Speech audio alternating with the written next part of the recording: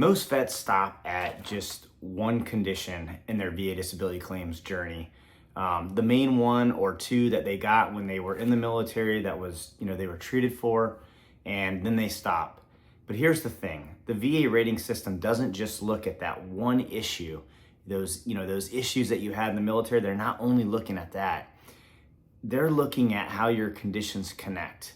Understanding those connections can help you complete your claim strategy and often lead to a more accurate and higher rating. This video today is not about chasing percentages. It's about building a complete and fair overall picture of your disabilities. And that includes talking about the more complex things in our strategy, which is secondary conditions. So what are secondary conditions? Essentially, in plain English, it's basically a condition that has been caused or created by something that you are already experiencing or you have already connected to your service.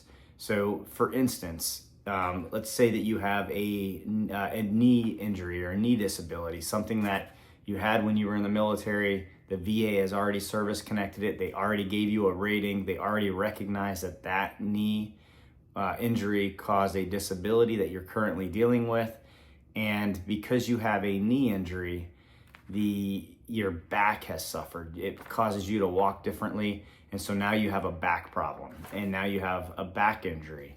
Well, if that knee injury caused that and we can prove that with medical evidence, then the VA will recognize that as a new rating for you, as a new condition for you, which will give you additional percentages.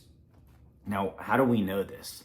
Well, the VA follows a rule book just like everybody else. It's the 38 CFR, the Code of Federal Regulations, and in 3.310, the VA talks about secondary conditions. It's actually a quick read. I'll put a link down in the description if you want to check it out.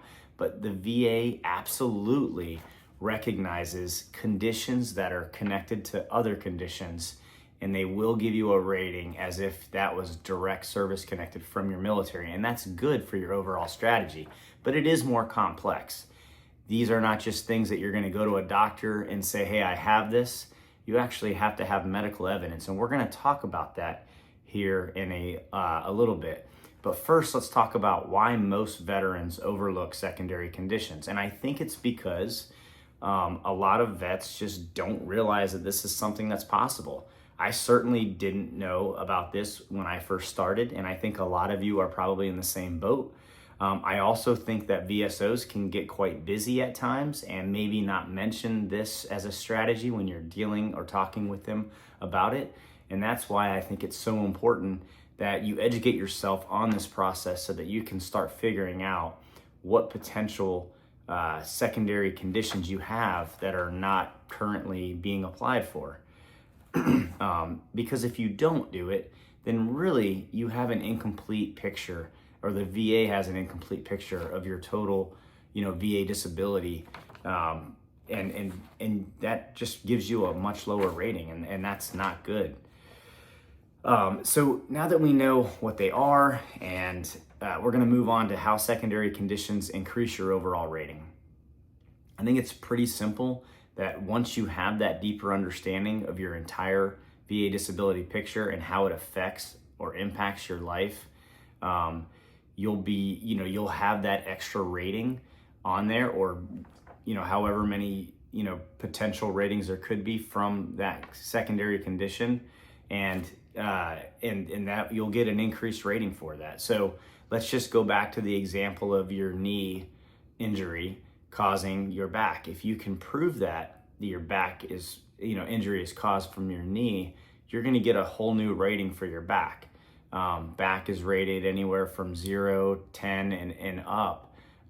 So depending on where you're at, what criteria you're at, you will get this that rating.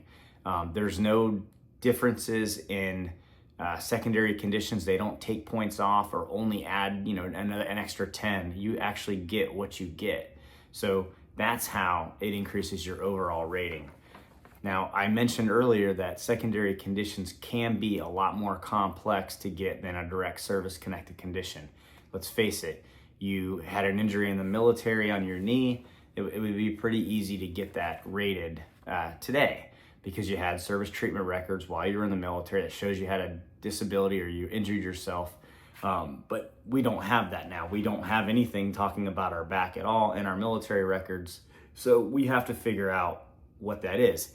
The number one thing you're going to need at the beginning is you're going to need a current diagnosis for that secondary condition. So if it's a back pain, you're going to need a back injury. You're going to need arthritis or something. You're going to need the doctor to say that you have this, X, Y, and Z.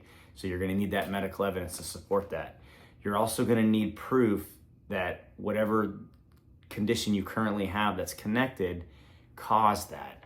And the VA is not looking for 100% proof. They're looking for at least as likely as not, or more likely than not.